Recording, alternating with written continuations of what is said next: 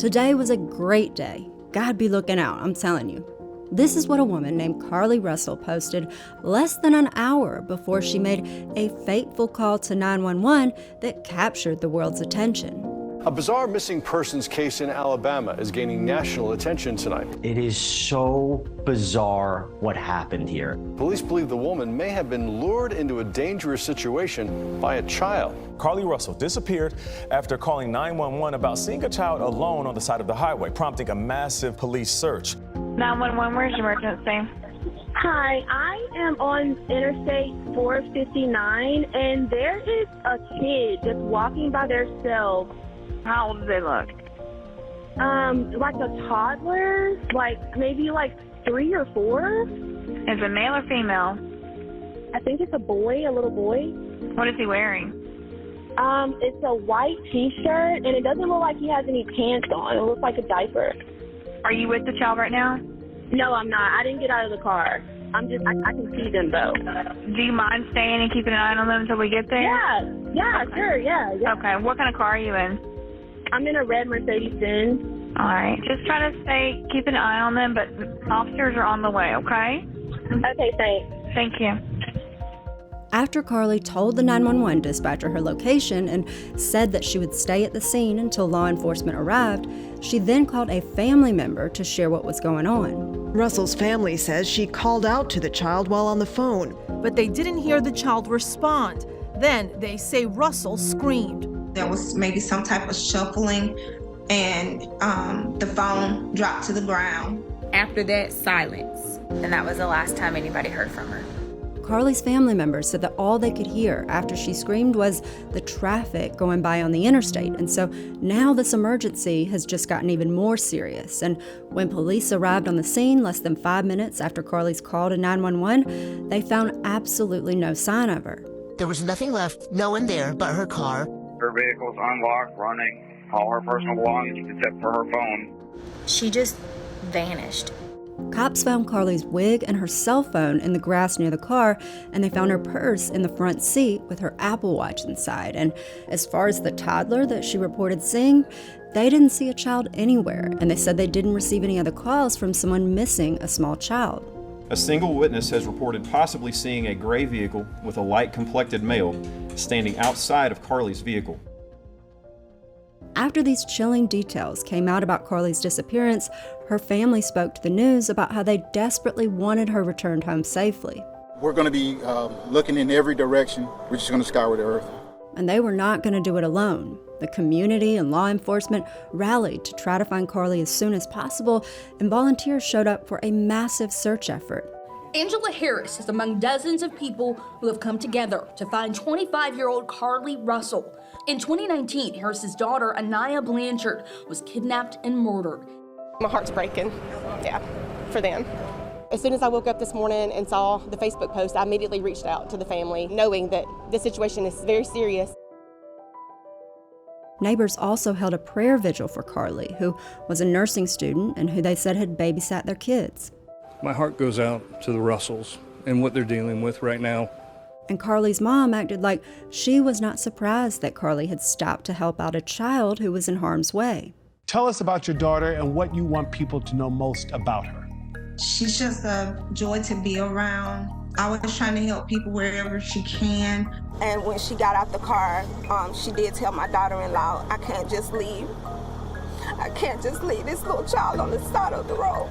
Friends, stop what you're doing and please listen. This is Carlee Russell, and she's from my hometown, Birmingham, Alabama. So, hi, my name is Carlee Russell. On Thursday, Carlee was on her way home from work.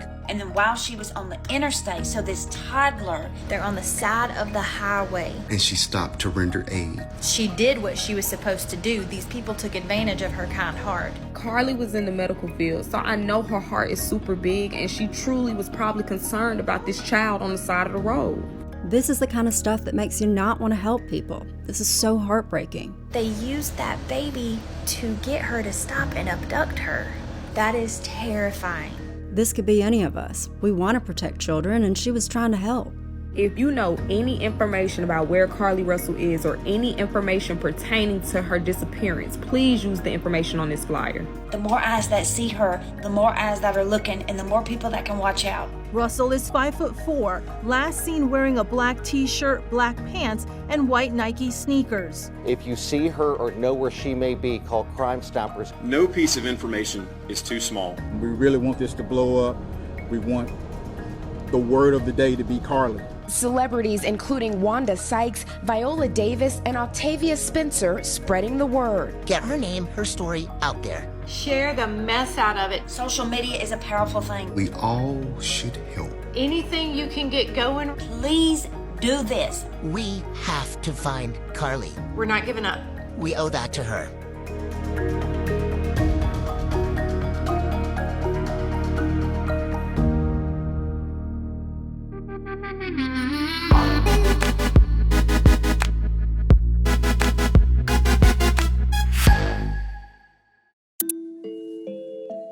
After the initial news broke about Carlee's disappearance on July 13th, video footage from a traffic camera was released from the night of the incident, and police confirmed that it showed Carlee's car driving slowly on the shoulder of Interstate 459 with her hazard lights flashing before her car finally came to a stop and stayed there until police arrived on the scene a few minutes later.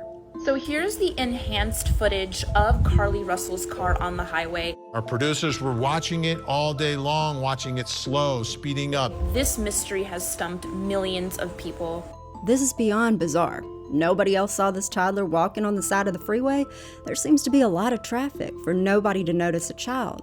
No one has located this kid. Me watching the video trying to find the toddler Carlee Russell was talking about. The toddler went into the brush. The abductor had the toddler pull the lady in. The bizarre circumstances have also led to hundreds of videos and social media posts of people voicing what they think happened. Those who were out searching today say that needs to stop. Everyone's just talking, trying to be internet detectives, and don't know shit. FBI, Facebook Bureau of Investigation. This is not law and order. This is real life. Real people are being kidnapped. Do you believe someone has taken your daughter against her will? It's very clear she was abducted. She left her car running. She left her car door open. That means she was planning to go back and get in her car and come home safely. We are 99% sure that she was abducted. And we felt that way from the beginning. If that was not the case, then it's going to lead to other questions. Where was she? Who was she with? And then what was her condition before this incident? Maybe she had a mental health crisis and was having hallucinations. Maybe it wasn't a toddler on the side of the road. Maybe it was a big doll that they put there. Her parents came out and they claim that the child was used as bait. If this child existed, would be the perfect decoy to get a woman to stop. Do you believe it was a legitimate child who was just out there walking? No, we believed from the very beginning that that was a decoy. We've heard of those decoys, and we've actually told our daughter, don't fall for those decoys. I went frame by frame, and you can see 3 people. The red circle is an unknown figure coming from the woods going towards the front of the car. In the lane closest to Carlee, right there, it looks like a gray vehicle is driving with their lights off. If you look at that giant road sign in the front, you can see someone driving by on an ATV. Someone must have been hiding over in the dark area. Could have been waiting on a back road or something. I definitely think this was planned and not a spur-of-the-moment thing. I can't fathom the amount of people involved in setting this trap up. I'm confident she's alive, and I hope she's found and these monsters are caught. Stop it right here where you can see the people in the car. So see that someone comes out, goes around, looks like the front of the car, then a door opens. They walk around the car. They're on the passenger side of the car. It looks like there's some figure is there on the side of the car and then sort of wanders off to the side towards the darkness. But then minutes later, the police arrive. So where does that person go? Like, they're standing there, and it's almost like they're just gone. Huge gap edited out. As the internet continued to float their many theories about Carlee's mysterious disappearance, while also hoping for her safe return, a big update in her case was announced a few days later. Breaking news update for you. An Alabama woman who went missing after stopping to help a child walking on an interstate has been found alive. So apparently Carlee Russell has been found. She home, y'all. She home. I'm so thankful that Carlee is home safe. About 49 hours after Carlee had gone missing, at about 10:45 the following Saturday night, local 911 received a call that Carlee had shown up on her family's front doorstep by foot. Hoover, Alabama Police Chief Nick Dursis told the news that she just walked up and banged on the door. What did you do when you saw her? We tried to hug her as best we could, but I had to stand back because she was not in a good state. So we had to stand back and let medical professionals work with her. Unresponsive female is breathing. Police are en route. 38-23, be advised we've got a large crowd out here in the street. Hey, we should have all the family members that were here on the front porch. Once law enforcement learned that Carlee was back home, they arrived on the scene and then transported her to a local hospital where she was treated and released the following morning, but there were no updates given about her condition. Would that normally be some sort of psychological evaluation as well? Well, I would hope so, but it seemed like it was a relatively short time. The question now, though, what happened? We did just get an update from police about an hour ago. It doesn't give us a lot of new information about what happened, but it does give us an idea of where they're focusing that investigation now that Carlee is back home and safe with her family. She was there, and then she wasn't, and now she's home, which is the result we wanted, and all those other things in between will figure out.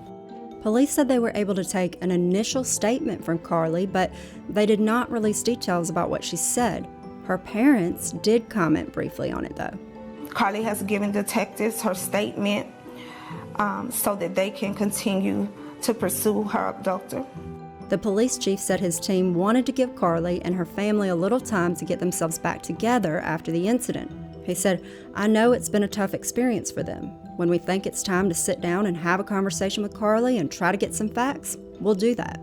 Her mother did post a statement on Facebook saying how happy the family was, that Carlee was home safe and that their prayers had been answered, and she said the family was so grateful to the media, the law enforcement, the public, and everybody who was concerned and who helped them in this case. But she also asked for privacy, saying the family just needed to love on each other right now, and she said, "Also, please consider the fact that we have not slept for 3 nights and we are mentally and physically exhausted." She also said, "To our media friends, I promise we will speak with you and give a general statement in the near future, as this is an ongoing investigation." Someone claiming to be her boyfriend wrote online that Russell was fighting for her life for 48 hours, adding she's not able to give any updates or whereabouts on her kidnapper. If there's a kidnapper watching now, if there's an abductor watching us right now, if you have somebody locked up in a basement, locked up in an abandoned building, chained to a wall somewhere, let them go! Let them go! Now, even though Carlee's family and boyfriend had referred to her disappearance as an abduction, police would not confirm or deny that she was kidnapped, and they would not comment on whether they were searching for an abductor. They also did not give any information about where Carlee was during the 49 hours she was missing, just saying that they were still piecing that together and that the investigation was ongoing. We currently are investigating every possibility in this case. We're certainly leaving nothing off the table. This lack of specifics from law enforcement did not sit well with some folks, though, and plenty of people started assuming that Carlee's abduction story was totally bogus. You know, some of the things that bothered me from the beginning are the fact that she called her brother's girlfriend. She didn't call her own boyfriend. Like, if there was something that she was afraid of, you would think that her first call would be, besides 911, would be to her boyfriend. Now they're saying the baby dropped her off at home and pulled off in the stroller. It's pretty clear that there was no real kidnapping, regardless of what this boyfriend claims. There was obviously no toddler on the side of the busy interstate. Someone else would have seen the child. Also, had there been a real abduction, when law enforcement issued their press release after Carlee's return, they would have issued a BOLO, or a be on the lookout announcement, to warn people of an assailant. That was not put in their statement. If she was abducted, then those people need to be brought to justice. Who are we looking for? I know we want to have empathy and not jump to conclusions, but when the math doesn't add up, it doesn't add up. We can be compassionate and skeptical at the same time. I don't believe a word of it. Something's around. Something's a little fake about this story. After police did their tight-lipped press conference following Carly's return, her parents did an interview with NBC 3 days after they were reunited with their daughter. But when they were asked what happened Saturday night when Carly arrived at the house, they said they couldn't talk about it. Anything leading to the case itself, we can't discuss that. Do you believe that there's an abductor still out there? Absolutely. Absolutely. The daddy knew. We saw his face. Carly's parents also said that there were moments when she was missing that she had to physically fight for her life and moments when she had to mentally fight for her life. So these answers from Carly's parents were definitely non-specific, if not a little cryptic, and that did not sit well with a lot of viewers. She found her way back to us. However, we can't discuss the details of that. You cannot ask the public for help, then refuse to tell them what happened. Isn't it strange how her family stood by her before the entire world and had so much to say just yesterday, but now that she returned home, they are absolutely silent and seeking privacy? Exactly, straight crickets. Tell the public the truth. People prayed, searched, donated, and posted the story to their social media pages. The public deserves to know the truth. Now, I personally was holding out for more info at this point because I have watched enough 48 Hours and Dateline in my life to know better than to form an opinion this early on in an investigation. But plenty of people were ready to jump the gun and let their assumptions flow without restraint, and there were also calls to arrest Carly and lock her up. Carly's mom said the family would not be entertaining negative thoughts, unvalidated opinions, or sheer ignorance. I didn't believe it from the beginning. I just didn't know people could be so evil. I gotta tell you what just happened to me. White Jeep pulls up. Black girl jumps out, nails all done up nice. She puts her hand in my window and hands me, and you know, is trying to give me a card. And she's like, "Hey, love, I just want to let you know I just opened up a nail salon right around the corner." In my mind, I'm thinking that she's some type of trafficker she's a decoy trying to set me up. I told you this Carly Russell thing got me paranoid, right? And it got me tripping, and it just got me on high alert. That's why I was saying they need to talk to us, let us know what the hell really happened. With so many unanswered questions about this case, the web was flooded with rampant speculation and an angry mob of skeptics ready to throw Carly in prison. Not to mention, there were plenty of people who were just worried that a calculated kidnapper was out on the loose, ready to nab the next good-hearted Samaritan, and so the local police department decided it needed to give the public an update on this story before things got more out of control. Thank everyone for being here today. We're still working this case, and we'll be working this case until we uncover every piece of evidence that helps us account for the 49 hours that Carly Russell was missing. However, through the public interest, and in some cases, public fear, we owe it to our citizens to tell them the facts that we have uncovered. Police said that on July 13th, the day of the 911 call, at about 8:20 p.m. that night, Carly left her job at the Woodhouse Spa, which was a business where she worked that was in the Summit Shopping Center in Birmingham, Alabama. Surveillance video from her place of employment shows Carly concealed a dark-colored bathrobe, a roll of toilet paper, and other items belonging to the business prior to her departure. She ordered food from Tzatziki's at the Colonnade and traveled there. She then traveled to Target on 280, where she purchased some granola bars and Cheez-Its. So she stole a robe and toilet paper? Was she planning to sleep in the woods or something? That's what it sounds like to me. Same with buying granola bars and cheese crackers. She was planning on roughing it a few days. If true, that's absolutely stupid. I live in Mississippi and the heat down here right now is deadly. Hiding out in the woods for a couple days without adequate water and access to air conditioning is positively suicidal. She couldn't have scheduled her Gone Girl routine for cooler weather. The food she ordered for Tzatziki's was also in the car. The items she purchased from Target, as well as the items taken from her place of employment, were not in the vehicle, nor were they located anywhere around the scene. From there, she remained in the parking lot at that shopping center until 9:21 p.m. when she drove to I-459. About 15 minutes later, Carly made her now infamous 911 call. Data from Carly's phone, including her Life 360 app, shows that she traveled approximately 600 yards in her vehicle while she was on the phone with 911, stating that she was following a child. 600 yards. That is 6 football fields straight. 600 yards. To think that a toddler, barefoot, that could be 3 or 4 years old, is going to travel 6 football fields, it's just very hard for me to understand. I got 4 kids. I know none of them are walking on the side of a highway for almost 6 football fields. Right. So It's that very odd, yeah. that seems odd.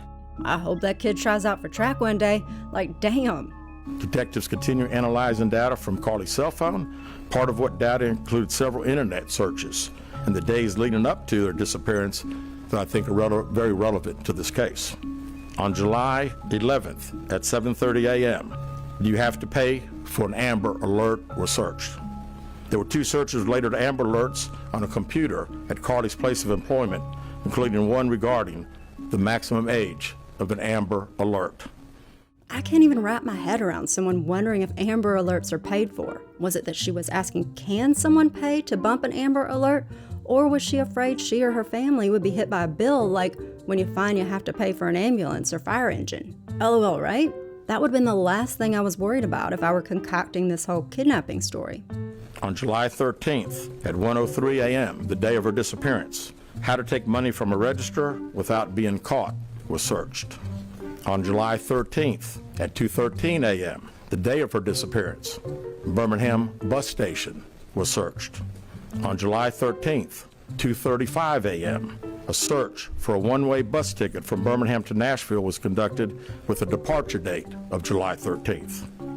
On July 13th at 12:10 p.m., a search for the movie Taken, a film about abduction, was conducted. Taken 2 is my movie. She Googled the movie Taken the morning of her abduction. You can't make this shit up. Coming to theaters fall of 2024, Carlee Russell is faking. Carly really did her research, all about the Amber Alerts, movie Taken, she needed a storyline, her bus ticket to Nashville. There were other searches on Carly's phone that appeared to shed some light on her mindset, but out of respect for her privacy, we will not be releasing the content of those searches at this time.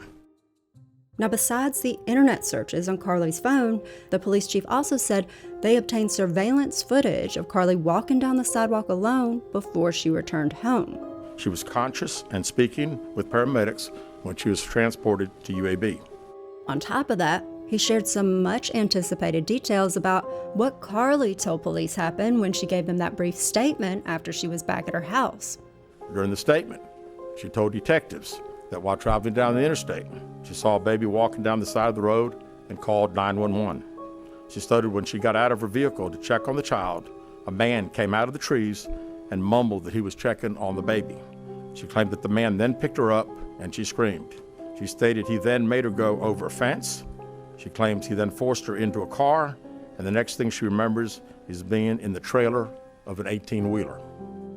She stated that the male was with a female. However, she never saw the female, only hearing her voice. She also told detectives she could hear a baby crying. She told detectives the male had orange hair with a big bald spot on the back. She said she was able to escape the 18-wheeler and fled on foot, only to be captured again and then was put in a car. She claimed she was then blindfolded but was not tied up because the captor said they did not want to leave impressions on her wrists. What in the Jussie Smollett is going on? There are so many holes in that story. I could drive a Mack truck through them. She's so over the top. First kidnapped and thrown in an 18-wheeler, escapes, but then kidnapped again by someone in a car? That's absurd. And they didn't want to bind her hands because they didn't want to leave marks? Girl, come up with better lies. True abductors don't give a shit about leaving marks on your arms. She said that they took her into a house and made her get undressed. She believes they took pictures, but she does not remember them having any physical or sexual contact. She stated the next day she woke up and was fed cheese crackers by the female. She said the woman also played with her hair, but could not remember anything else. At some point, she was put back in a vehicle she claims was able to escape while it was in the West Hoover area. She told detectives she ran through lots of woods until she came out near her residence. Detectives noted that Carly had a small injury to her lip. She also had a tear in her shirt, that she had $107 cash in her right sock. So the kidnappers gave you a parting gift? Out of respect for Carly and her family, detectives did not press for additional information in this interview, and made plans to speak with her in detail after giving her time to rest. We've asked to interview Carly a second time, but have not been granted that request. And we have no reason to believe that there is a threat to the public safety related to this particular case. Yeah, they all but said out loud that they didn't believe her. Now the family is angry, claiming that Carly Russell is having to deal with, quote, trauma of people, quote, just making completely false allegations about her. They're angry? They're angry? I wonder how the Hoover PD feels. When a reporter asked the chief what police think happened to Carly during those 49 hours that she was missing, the police chief said, You know, that's the $100 question. We pretty much know exactly what took place from the time she left work until she got on the 911 call. And after that, I think she only knows. We don't know. We're ready to talk as soon as she's ready. So, you know, she called right now. We're ready. The chief said he was happy Carly was back home safe and that was law enforcement's main goal, but he also added, We'll figure it out, I promise you that. We'll end up figuring it out.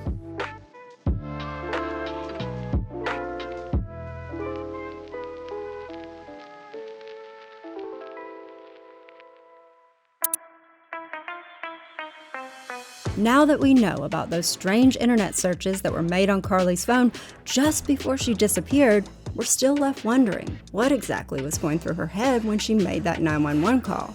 Now, we don't have access to what investigators have, but we do have access to social media. And look, we all know that social media cannot be relied on as a full or even an accurate representation of somebody's real life, but it is worth taking a look at a few of her posts to see if we can try to get a little more insight into who she was. When you're number one, you can act this way. Pretty face, no waist, first place. Thick lips, thick thighs, slim hips. Looking in the mirror like, damn, I don't brag enough. Blessed. Got in a car accident in April. Now I'm riding in my brand new 2021 CLA 250 AMG Coupe. Carly also posted about her academic achievements. She said, I applied to 2 nursing schools and didn't get accepted. I started getting so discouraged and thinking maybe this isn't what I'm supposed to do. Maybe I'm not good enough for this program. Maybe this just isn't for me. But then she says she applied to UAB School of Nursing and she got a call and they told her that she was at the top of the acceptance list. But despite this inspirational story and all the glamour shots where Carly flexed about being a baddie, it seemed like she did not always feel like number one in her relationship with her man.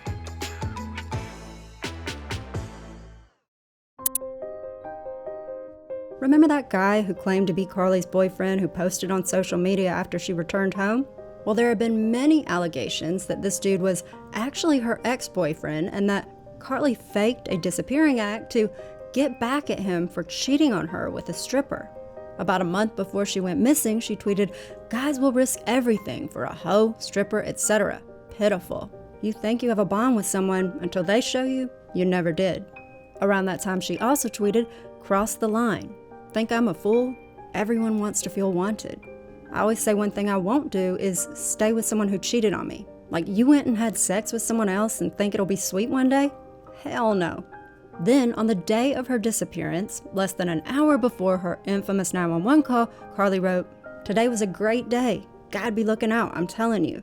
Someone to tell you I love you and don't got a reason. Yeah, I want a family now." Carly Russell did all that to get her man back, and baby, when I tell you, he gone. The guy who claimed he was Carly Russell's boyfriend and who said she was fighting for her life later deleted all trace of her from his social media.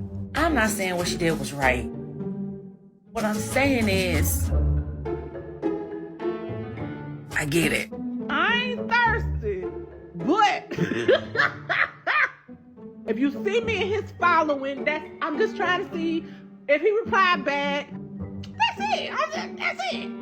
Now, even though plenty of people ran with the rumor that Carly went missing to get back at her boyfriend, this has not been verified. And look, I'm not saying it ain't true. I'm just saying we can't believe everything we see online just because it gives us a clean storyline and some funny TikTok content, especially because there has been so much misinformation and clout chasing around this story. Exhibit A.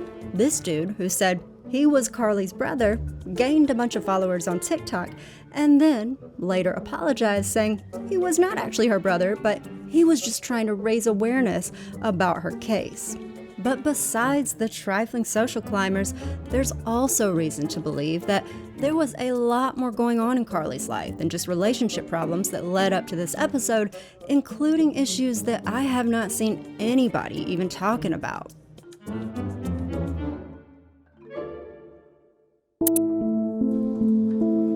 I just miss those days when I didn't feel loneliness or sadness or any pain altogether. Sometimes I just want to give up.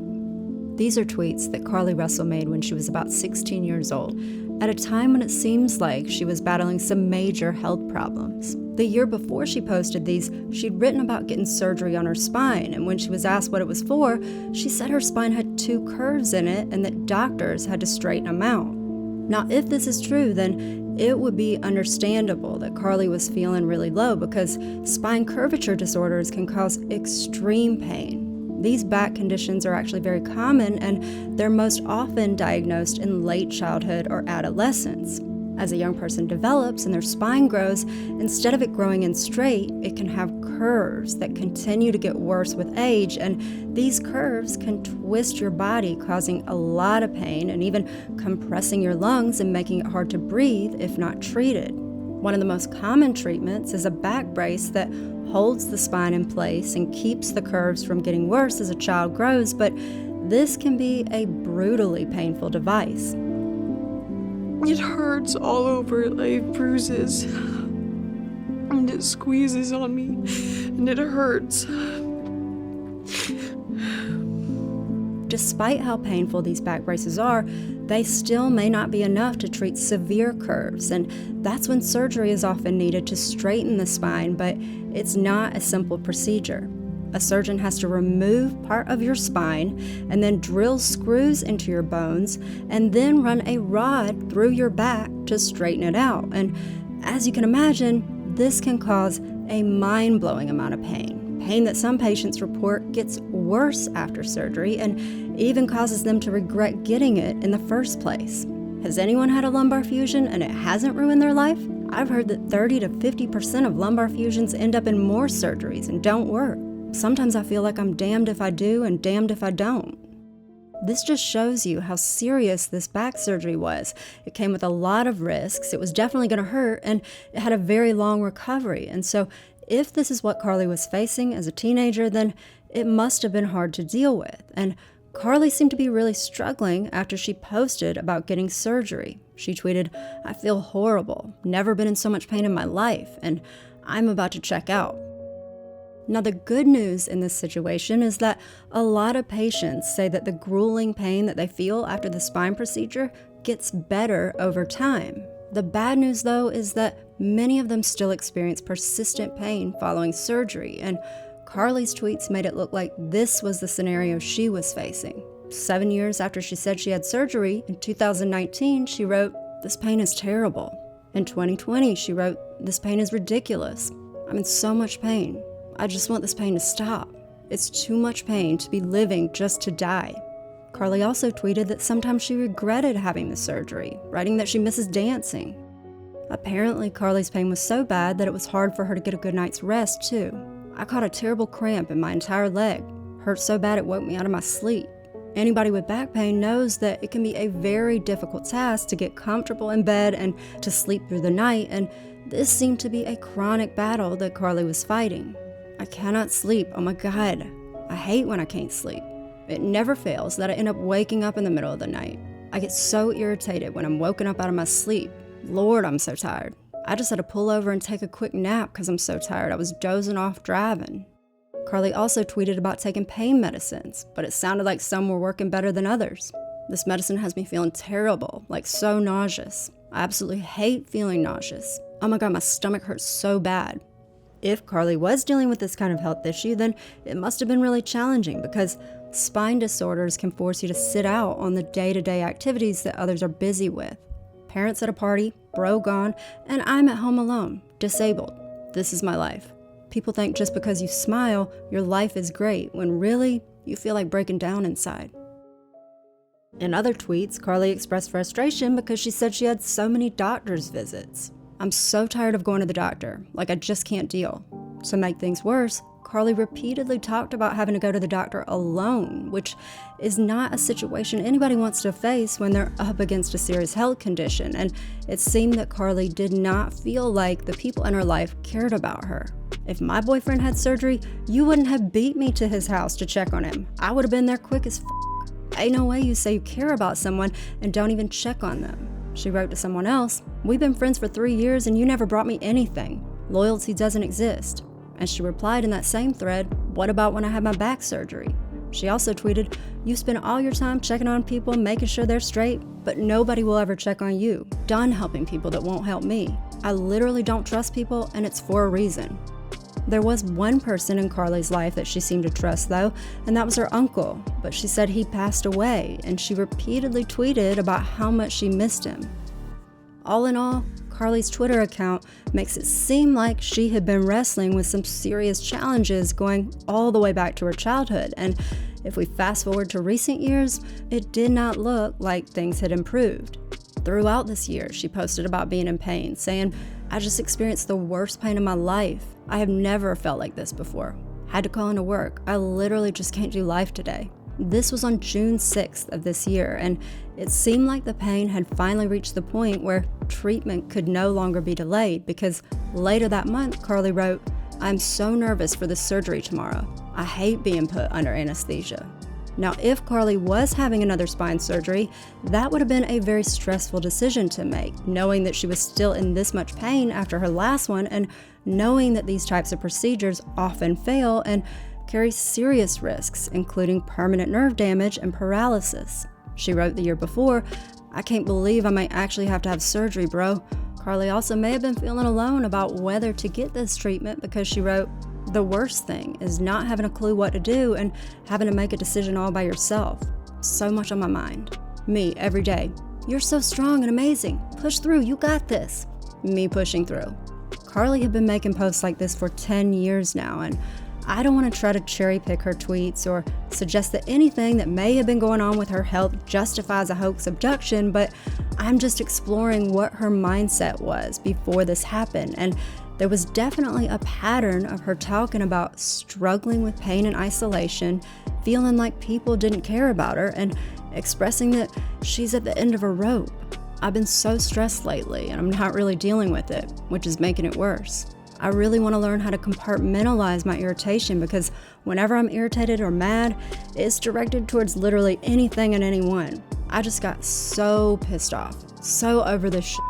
It's in everybody's best interest to stay far away from me today. I need to check into a hotel for a few days because everybody has been pissing me off every day this week. Like, please just stop talking and stay away from me for at least 48 hours. I'm done being nice to everybody. Y'all. 10 seconds until I go off. The day is coming where I blow on every motherfucker that's tried me in the last 30 days. After Carly Russell returned home and police gave that press conference revealing all those suspect details surrounding her disappearance, the internet detectives and tea-spilling news sites started inspecting every angle of this case. Jonathan Lee Riches investigates. I am at the actual location where Carly Russell called 911. This YouTuber says that in the woods just off the highway, he found a trail leading to a large water drainage tunnel. Look, somebody put a Cheez-It box here. A TikTok user named Charlie also followed this trail to the tunnel, and he said that once you get about 30 feet from the interstate, it basically turns into a straight concrete sidewalk, and he said it took him 3 minutes and 34 seconds to get from the road to the bottom where there's that big drainage culvert that he says is about 65 yards long. According to this TikToker Charlie, this is about where Carly's car was on Interstate 459 going southbound, and this is the path she would have taken if she had used this tunnel, where she would end up on the other side of the highway. Someone has also added a spot on Google Maps named the Landmark of the Invisible Toddler, and so this is where Carly's car would have been abandoned, and then if she had escaped through the drainage tunnel, then this is where she would have allegedly ended up. Folks were also scrutinizing all the details about that night that Carly mysteriously showed up on her family's front doorstep 2 days after she went MIA. See, it was at 10:44 p.m. on July 15th that the 911 center got a call from Carly's residence that she had returned home on foot. But about 4 hours earlier, around 7 p.m. that same day, there had been another call to 911 that was about Carly. 1466 Montgomery Highway at the Red Roof Inn, the front office. Per callers, family members at this location saying they received a call from the female that's missing, Carly Russell, saying she was at this location. Stuff is pouring around. The responding units, I just spoke with the front desk clerk. They said that the family's not being hostile or anything like that, but that there was about 6 carloads of people that have just shown up over there. Did the front desk have anybody checked in under that name? Negative, and according to the front desk, the message that the family got did not state which Red Roof Inn. So basically what I understood in that police dispatch audio is that according to this employee of Red Roof Inn who was working the front desk, Carly's family had showed up at the hotel and they were saying that they had received a call from Carly telling them that she was at Red Roof. So after this crowd of Carly's relatives are suddenly on the scene at this hotel, the front desk worker then hits up 911 so that police can handle the situation. But it sounds like law enforcement did not find her there. But the fact that Carly pops up just 3 hours later at her house certainly made people suspicious that maybe she was at the Red Roof and somehow scooted off the scene before the cops arrived. However, her mother later insisted that this was not the case. After Carly returned home, her mom said, "There is one terrible and heartless hoax we want to address out of several. I received a text at some point from someone claiming to be Carly and that she was at the Red Roof Inn. However, when my family went there and knocked on doors and looked for her, there was no indication Carly was there, nor that she had ever been there." Despite this statement, though, not everybody bought Mama's side of the story. Plenty of people had been side-eyeing Carly's mom from the jump. Remember, Carly went missing in Hoover, Alabama on July 13th, but the next night, her parents did an interview saying that they were in another state. You say that you're in Atlanta. Has there been a tip or information that has come in that your daughter could possibly be in the Atlanta area? Yes, we received a tip, but we had already planned to search the Georgia area. The tip turned out not to be a viable tip. Nonetheless, we had planned to visit and search the Georgia area anyway, so it was not a waste of our time. Visit? What the f are they doing in Atlanta? 2.5 hours away when their daughter was missing? A tip? From who? You know how many false tips had to be coming in? Why this one? Why Atlanta? These questions had online sleuths re-examining every interview the parents did, including this one from the day that Carly disappeared. I was telling my husband and I were talking. Today she was just so happy, or yesterday. She was just so happy all the way up until I talked to her at 9:19. At some point, the mother says, "We were talking today and she was so happy," but then the mother retracts and corrects, "or yesterday." I don't know if anyone else noticed this. So in my opinion, I think the mother knew at some point that it was all a lie, but she decided to go ahead with the fantasy. She's just a joy to be around. Always trying to help people wherever she can. She is human. She is human, but she has a love for God. If it's a chance for her to put up a fight to try to save her life, she's gonna do everything she can to put up a fight. We don't want this to die down. We need this to blow up. We really want this to blow up. We want the word of the day to be Carly. What is your message to your daughter and her potential abductor if they are watching this, if they see this interview tonight? Our message is that we are trusting God. Carly, I know you are scared, and we are praying that God will touch the heart and the mind of her abductor and let Carly return home safely. Police also saying that they have tried speaking once again with Carly Russell. Her parents, though, declining that request, saying that she is still too traumatized and not ready to talk.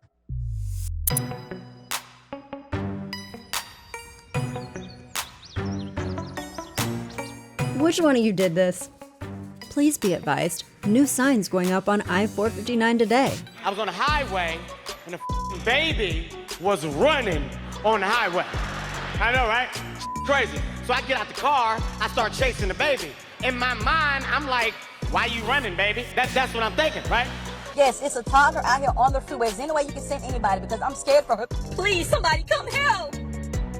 Carlee Russell after she got off the phone with police. Hey, yeah, I called him. Can you see my hazard lights? Yeah, I'm right here. So just make sure you're right there. Are you coming? Yeah, I'm putting a wig on my seat right now. I gotta make sure like something happened. Did you get my snacks and shit? Yes, I got your damn snacks. Now chill out. Here I come. Carlee Russell starter pack. Carlee Russell disappeared after calling 911 about seeing a child alone on the side. Meanwhile, the baby on the side of the road.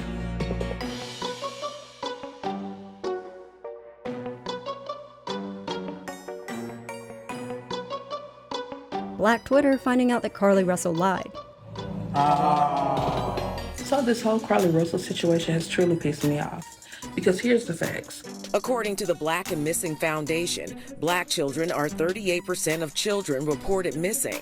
A recent human trafficking report also states that Black women make up 40% of sex trafficking victims across the country. They don't often get an Amber Alert when they are missing. They don't get a fraction of the level of resources that was devoted to this case.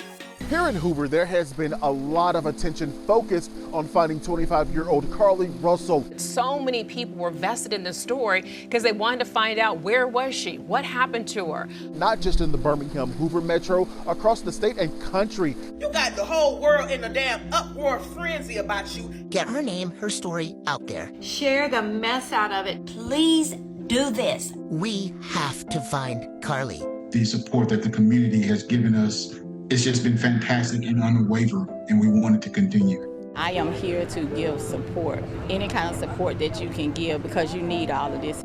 I know y'all tired. I'm tired. We're physically tired. I've been live for 23 and a half hours. But the fact that y'all still here, I know y'all focus on one thing, finding Carlee. People have to understand that when someone says something like this, we put every available resource. Everybody comes together from, like I say, state, local, federal. It's just a lot of work. Somebody claiming to live a few streets over from Carlee's family wrote an anonymous comment saying that everybody in her neighborhood rallied to help the family, and they collected donations and sent thousands of dollars to her parents via Venmo and Cash App and gift cards and cash. Crime Stoppers collected some donations from the public, but the smaller donations police are saying won't be returned until the investigation is complete. That alleged neighbor also said, "We dropped everything to help her and provide support for her parents. Some of us were in fear for our own lives." Another person claiming to live in the neighborhood said, "I cried as I watched people go through bushes and lift up storm drains looking for her body while she was laid up in some hotel for 2 days. Nah, F that. I better get a damn apology in my mailbox." You got my mama and my grandma sending me blogs about you. Now they worried about me. I done told my grandma to create a prayer circle for you. I really was worried. I want my prayers back. You know how much time I missed from my job? I analyzed that footage of you on the highway for almost an hour. I'm talking about I keep watching the highway footage. I just swear up and down. And it wasn't nothing but you getting out your car, going to the other side and getting your snacks out the car. And you ain't even missing. It's been 4 years since Elijah Blanchard's daughter, Anaya, disappeared and was later found murdered. I feel really disrespected because I just feel like it's certain things that you don't play with. Right now, as a mom who has lost her child to kidnapping and murder, I can't even tell you, I cannot explain to you what it feels like to have a missing child. Just hope that you're never in that situation. Most of you know I led the search for Carlee. The family asked me if I would lead the command center and search, and I said absolutely. Most of you know I have autoimmune disease, and being out, I'm not supposed to be out, but I would do it all over again without a question. I would get right back up and go. We would get back up in a heartbeat if somebody needs us. What my family has gone through, it wasn't 3 days we didn't sleep. It was several weeks that we didn't sleep. For that whole 32 days, is that your body's in a constant find my child. Janiyah, I love you, and the mommy is not going to give up till I find you. And we're doing everything we can. I promise. We're going to bring you home. That's just it. We're going to bring her home. We're going to bring you home, Aniyah. You're coming home, so don't worry. We found a car, but she was still missing. We found the suspect, but she was still missing. And then all of a sudden we found her remains that had been laying in the woods. She was thrown in the trash like garbage. And I'll bet that your daughter's disappearance didn't get a fraction of the attention that this got, did it? No, nothing to this magnitude initially. Do you know how happy it makes me that Carly's alive? Do you know how many missing people there are out there that are dead? And people that have been killed and murdered that didn't get to come home? Mine being one of them. Carly returns home with really no justification of what happened. Just everybody say, okay, it's fine. No, it's not fine, because it's almost like pouring salt on the wound. I don't do this for likes. I ain't got time to do it for likes. I'm not a creator. I am a mom whose daughter, beautiful daughter, who I'm in her bed behind me. My daughter should be asleep in this bed right now, but I'm in here doing a live trying to tell people I am sick. I do not feel good at all. But when I'm called to go, I went for Carly, and I would do it right now if somebody calls. It bothers me because it was a post that was made that said she fought for her life. She definitely fought for her life. There were moments when she physically had to fight for her life, and there were moments when she had to mentally fight for her life. Aniyah did fight for her life, and for someone to use that phrase, it brings up terrifying and horrifying feelings within me. There are tons and tons of cases where missing minority women get overshadowed, and the one time we finally have some traction on a missing black woman from a national level turns out to be a hoax. Now the next time somebody go missing, a woman or another black woman go missing, ain't nobody gonna post it, they gonna think it's a lie. Black women already have a hard time being believed out here. People don't believe us when we tell them that we've been in intimate partner violence relationships. People don't believe us if we tell them we've been raped. People don't believe us with anything. I really hope that this does not change the energy that transpired when everyone gathered together and tried to find this young woman. Because not every single person that goes missing out here is gonna be a hoax. And we need that same energy on people that actually do need our help. Who's paying for this response that made everybody come out to look for this woman? Taxpayer dollars is going to pay for it. If it is found that she made up this whole entire story, do you think she will face charges? Augusta says the police chief outlined 3 crimes that they believe Carly has committed. That's theft, lying to authorities, and filing a false police report. He says he is shocked that Carly has not been arrested on those charges. Let's just say police find evidence that she had some sort of mental or drug-induced episode. Could she still be charged with a crime? When you voluntarily intoxicate yourself, it's generally not a defense. I just can't reason why you would go through the steps of phoning authorities and being on the phone if her plan was to just wander off and not be found. That doesn't make any logical sense to me. It is unclear as to what really would have motivated her to do that. It's not a particularly well thought out plan. It fell apart immediately when the police couldn't corroborate basically anything she said. I don't see right now any evidence that she was making a lot of money off this or some other reason she did it other than she just wanted attention. So I think that probably cuts against her ever being charged. Clearly there's some other things going on involving mental health possibly. This was such a cry for help. It was such a public outcry. I think she's going through some personal stuff, and I think that she wanted some attention, and she got it. If they don't take you to jail, somebody need to put you in hell. Something should be done because this is so messed up. She don't need to be free and roaming around here. It needs to be some type of reprimand. Blanchard says he's hopeful Carly will come forward with all the facts and apologize to the public. Carlethia lying Russell, it's time for you to break this awkward silence you got going on, because we all know ain't nobody kidnapped you, girl. It had been 11 days since Carly had made that 911 call, and even though the truth about her disappearance was chasing her around like the angry mom that was all up in her comments section, Carly had still not said a word to the public who had so generously searched for her to let them know exactly what happened. And this is ironic because just last year, she posted on Facebook, "You're not grown until you know how to communicate, apologize, be truthful, and accept accountability without blaming someone else."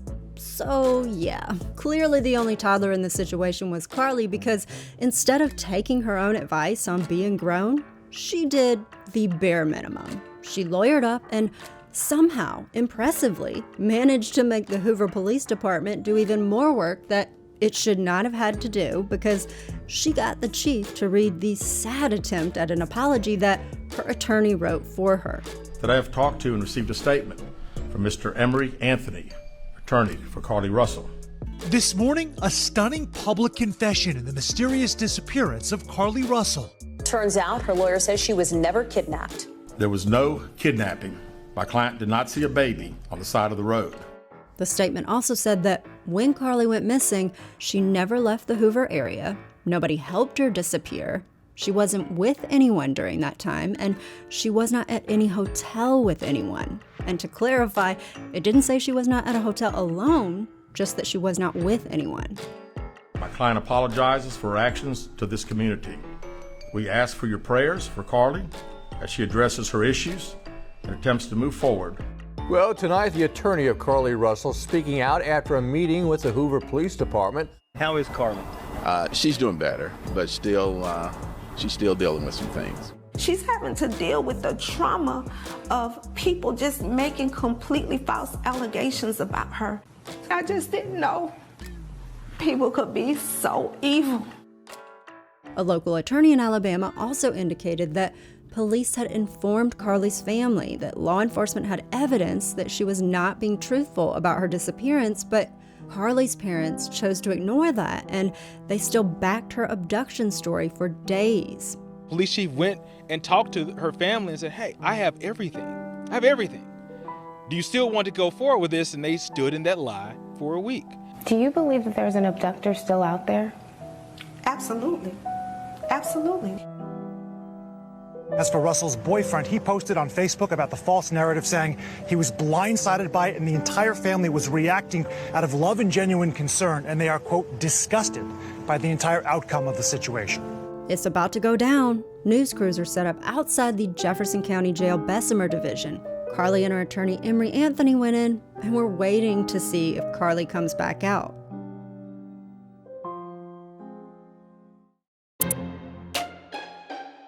Now, we have some breaking news to bring you now. Authorities in Alabama have announced charges against Carly Russell. She's now facing 2 misdemeanors for making false statements to police, each carrying up to 1 year in prison.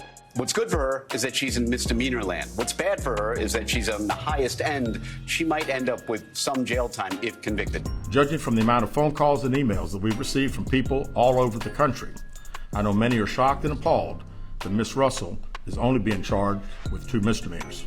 Let me assure you, I too share the same frustration. Police here really trying to send a message and saying that this is what they're able to charge her with, but they are still looking at the possibility of any additional charges that could come out of all of this. Why is Carly Russell smiling in her mugshot? Oh, it's cute to you? Oh, this funny?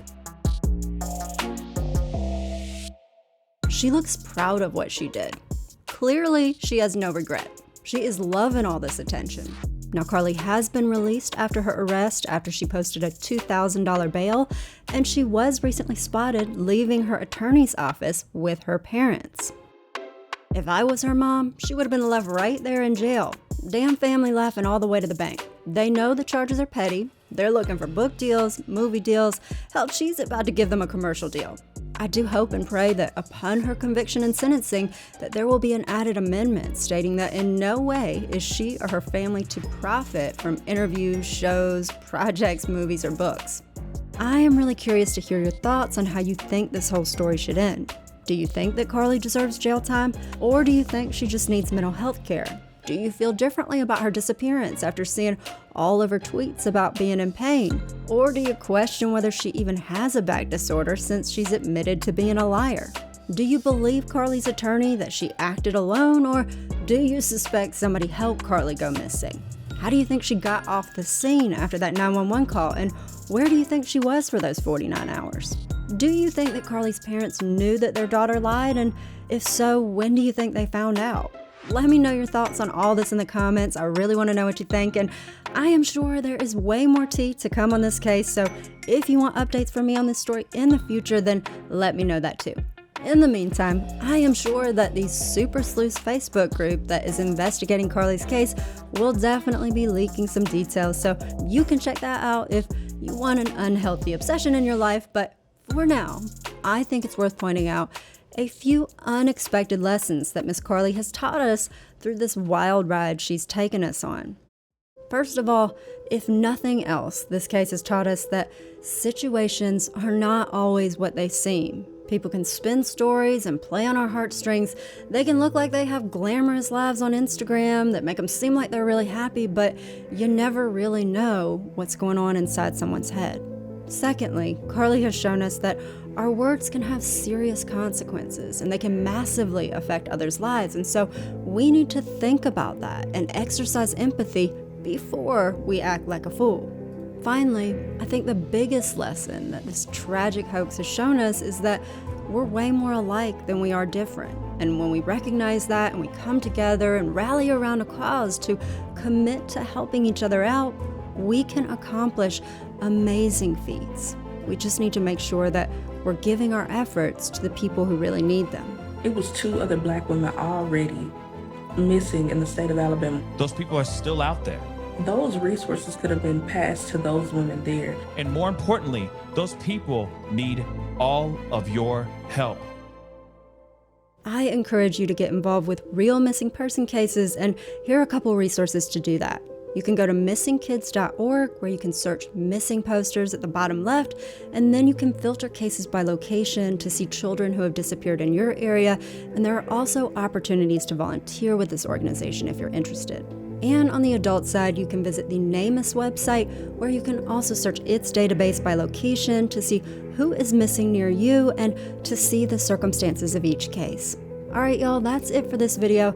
If you want to see more videos like this where I spill the tea on scammers, schemers, and shady moneymakers, then subscribe so you can slurp up all the tea I'm spilling here on Guzzle. And I want to give a very special shout out to my thirsty stands on Patreon, including DNAG247, which stands for Definitely Not a Guru, and Nick and Randy. Thank y'all so much. I cannot even tell you how much I appreciate your support. And thank you to everybody else who contributes to help make these investigative videos possible. Appreciate y'all watching to the end, and I'll see you in the next one. Bye y'all.